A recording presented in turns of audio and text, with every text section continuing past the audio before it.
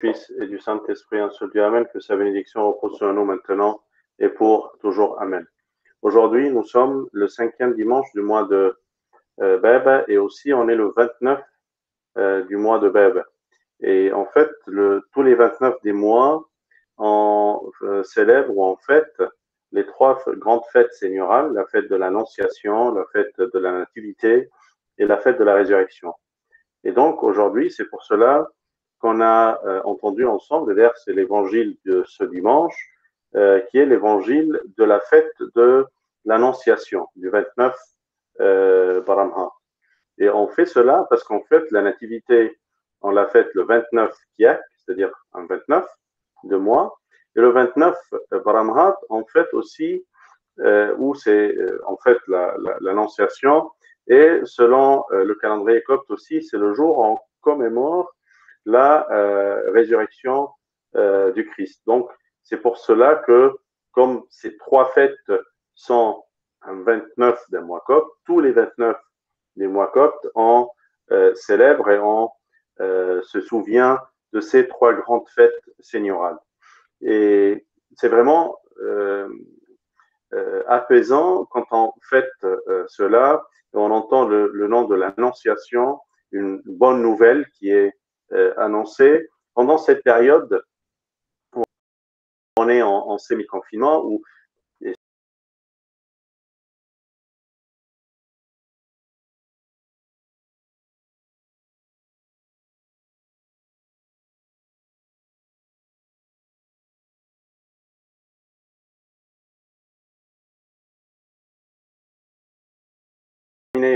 à la fin du mois, est-ce que ça va traîner encore en décembre? Est-ce qu'on va fêter Noël? Est-ce que comment ça va se passer? Est-ce qu'il y aura un vaccin?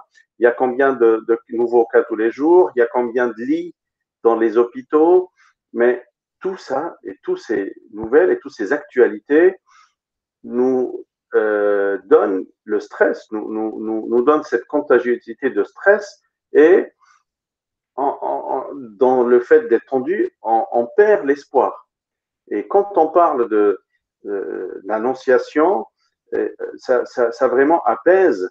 Et quand on voit ces trois fêtes qui sont fêtées en un seul jour, aujourd'hui, on voit cette transition entre une annonciation, c'est-à-dire quelque chose qui enracine en toi l'idée de l'espoir, l'espérance en la vie éternelle, et deuxièmement, la nativité ou la naissance. Et donc, pour cela, tu as besoin de faire naître ou laisser naître en toi de nouvelles idées, nouvelles façons de voir les choses, ce qu'on appelle le discernement, qu'on a reçu, qu'on a obtenu par l'incarnation du Seigneur. Et quand il a pris notre chair, il nous a offert ce discernement et cette nouvelle intelligence dont Saint Paul a parlé, de voir les choses avec un nouveau regard, une nouvelle intelligence.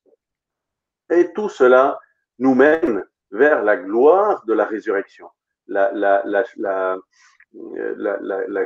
fête et la victoire qu'on voit dans l'idée de la résurrection et comment on peut vaincre même la mort grâce au Seigneur Jésus qui est dans la vie de chacun de nous.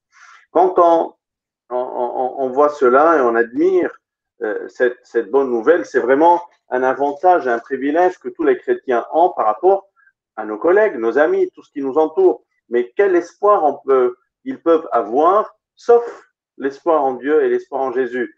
On peut avoir mon espoir s'il est limité à mon travail, à mon job. Si je le perds, j'ai plus d'espoir et je suis dans la dépression, je déprime. Si tout mon espoir il est limité en ma carrière ou mon entourage ou les nouvelles que je reçois tous les jours, c'est tellement limité. Mais si le Seigneur est présent dans ta vie et il t'offre cet espoir de victoire, même si on traverse des moments difficiles ou des périodes où on est un peu déprimé, attristé, on reconnaît sa présence, on reconnaît qu'il nous a ouvert les portes du ciel. Il nous a invités, comme Et il a dit dans Matthieu 11, venez à moi, vous tous qui êtes fatigués et chargés, et je vous donnerai du repos. On a besoin du repos. On a besoin du repos de l'intérieur, pas uniquement le repos physique ou le repos qu'on peut avoir en restant un peu chez soi ou en passant une grasse matinée un de ces jours, mais un vrai repos qui me sent que je suis en paix, que je suis protégé, que il y a vraiment quelqu'un qui s'occupe de moi et qui m'aide à traverser toute cette situation. Si j'ai une expérience difficile, si je m'inquiète pour mon boulot, si je m'inquiète pour l'avenir, si je m'inquiète, mais comment dans cette crise économique je vais pouvoir trouver un job ou comment je vais m'en sortir, ou si je vois comment j'arriverai à suivre tous les cours sont en ligne, c'est pas intéressant, j'apprends pas vraiment, c'est ennuyeux, c'est pas motivant. Si je regarde autour de moi, je trouve que je suis tout seul, j'arrive pas à sortir, j'arrive pas à rencontrer des gens, j'arrive pas à aller à l'église même pour prier ou pour me soigner par la messe et la communion. Si je suis, ben, je me sens tout seul. C'est difficile de se sentir tout seul. C'est difficile de se sentir euh, loin d'une source de paix qui est présente à l'église. Mais attends, parce que le Seigneur, il te demande de venir vers lui, pas uniquement dans l'église, mais aussi d'avoir cette volonté d'aller vers lui. Il nous a appelés une première fois et on a pensé que ça a été, oui, on a écouté ton appel, Seigneur, on était prêt pour revenir, on était là, les églises sont ouvertes, on est retourné à toi avec ferveur, avec envie, mais petit à petit, j'ai tout perdu. Mais ça sera jusqu'à quand que tu as besoin des appels et des piqûres de rappel et des messages et des messages? Mais réveille-toi, viens à moi même si tu es fatigué, même si tu es alourdi, même si tu te sens épuisé, et tu auras du repos en moi. Et aussi, Saint Paul nous apprend que soyez toujours joyeux, priez sans cesse, rendez des grâces en toutes choses, car c'est à votre égard la volonté de Dieu en Jésus-Christ. Et si il nous appelle d'être joyeux, heureux, il nous le dit à travers la prière. Si tu sais prier sans cesse, si par exemple tu dis bah, tous les matins, je vais faire un exercice, je vais compter sur mes doigts 5 choses, peut-être 10 choses que le Seigneur m'a fait, et il était là avec moi, il m'a aidé à traverser une épreuve, une difficulté, un problème, quelque chose que je ne savais pas faire. Et tu commences à dire oui, ah, je m'en souviens, ce jour-là, c'était un examen très difficile, mais il était avec moi. Ce jour-là, oui, j'avais face à un entretien et c'était tellement difficile, mais il était avec moi. Ce jour-là, oui, j'ai voyagé et il y a eu telle chose. Ce jour-là, tu commences à merci Seigneur, merci Seigneur, merci Seigneur. Dans ce fait de rendre grâce à Dieu et reconnaître sa main dans ta vie, tu es en train de prier. Et cela va t'inviter à prier davantage, même prier sans cesse. Et c'est dans cet état-là que tu vas retrouver l'état d'être heureux et la joie dont il t'appelle. Tu vas retrouver cette paix, ce repos, parce que tu reconnais la main de Dieu dans ta vie. Le problème, c'est que parfois, on ne la voit plus. Mais t'es où, Dieu? Mais tu as des expériences précédentes. Voyons ce qu'a dit Saint Jean dans son épître quand il a voulu répondre à une hérésie qui était à son époque. Il leur a dit quoi?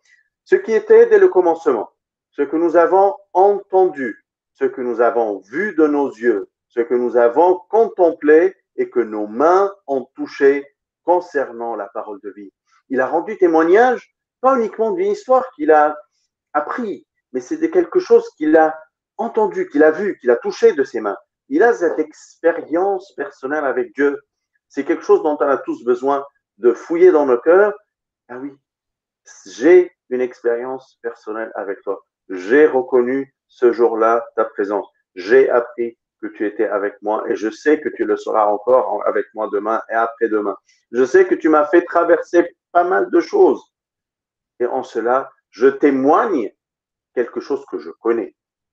C'est pas quelque chose que j'ai étudié ou j'ai appris, qu'on m'a raconté. Non, mais je témoigne, comme Saint Jean l'a fait, quelque chose que j'ai entendu, que j'ai vu, que j'ai touché, que je reconnais très bien. C'était sa réponse face à un courant de gnostiques, des gens, des philosophes qui disaient, ben voilà, la chair, elle est faible, elle peut tomber facilement dans le péché, mais l'esprit, il est plus fort, il est puissant. Il peut communiquer avec Dieu, mais la chair, elle est faible. Donc, on lui trouve l'excuse pour faire le péché. Une philosophie, une idée qui était présente à son époque-là. Plein de philosophies sont autour de nous, plein de mauvaises idées, plein des idées qui nous veulent voler notre espoir, qui nous disent, ben voilà, mais il est votre Dieu, c'est où est ce Pantocrator, ce Tout-Puissant qui nous laisse dans une épidémie pareille? Pourquoi il ne nous sauve pas? Pourquoi il ne sauve pas ses enfants et pourquoi il n'enlève pas cette épidémie du monde? Il était dans la fournaise ardente. Il n'a pas annulé la fournaise dans le sens physique, mais il a changé la façon dont les trois jeunes ont vu cette fournaise. C'est ça, cette nouvelle intelligence, ce renouvellement d'intelligence que Saint Paul nous a présenté. C'est la nouvelle façon d'interpréter les situations à travers la grâce qu'on rend au Seigneur et à travers cette expérience que j'ai, moi, d'une manière personnelle avec lui. Je reconnais sa présence dans ma vie. Nous marchions dans les ténèbres. Nous mentons, nous ne pratiquons pas la vérité. C'est ça le problème. C'est qu'on n'était pas aussi proche de lui. On n'était pas ses témoins. On n'a pas réussi la mission dont il nous a donné. Non, Seigneur, j'ai pas été ton bon témoin dans ma société, dans mon entourage, dans la communauté dans laquelle je vis. Malheureusement, je ne l'étais pas. J'ai besoin de faire un petit recul, une réflexion et voir, mais pourquoi j'ai pas réussi cette mission? Vous connaîtrez la vérité et la vérité vous affranchira. C'est la vérité que vous portez en vous. Et n'hésitez pas de témoigner cette vérité autour de vous. Mais parfois on dit, mais Seigneur, j'arrive pas, je suis épuisé. Vraiment, je suis épuisé. Je peux pas, j'arrive pas à aller jusqu'au bout. J'arrive pas à persévérer. Et c'est pour ça qu'il lui-même, il a posé cette question un de ces jours, Jésus, en disant, mais quand le Fils de l'homme viendra, trouvera-t-il la foi sur la terre? Est-ce qu'il, quand il va revenir, est-ce qu'il va retrouver cette foi qui est en nous? Ou bien, à cause de ces épreuves, on va perdre notre espoir, on va perdre notre guide et notre chemin.